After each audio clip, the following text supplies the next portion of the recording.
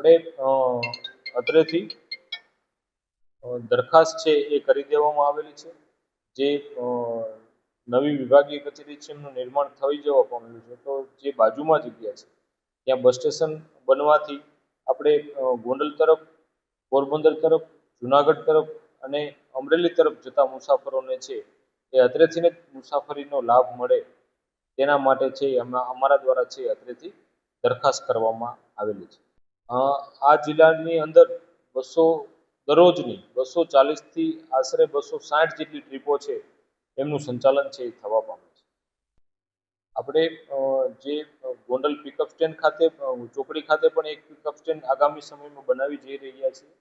સાથે સાથે આપણે મુસાફરોની સુવિધામાં વધારો થાય તેના માટે આપણે જે 150 ફૂટ રિંગ રોડ અને જે પીડી માલવીય વિસ્તારમાં જે કોઈ મુસાફરો અથવા તો જે રહેવા પામે છે વસ્તી, તેઓને લાભ મળે તેના માટે છે આ બસ સ્ટેશનને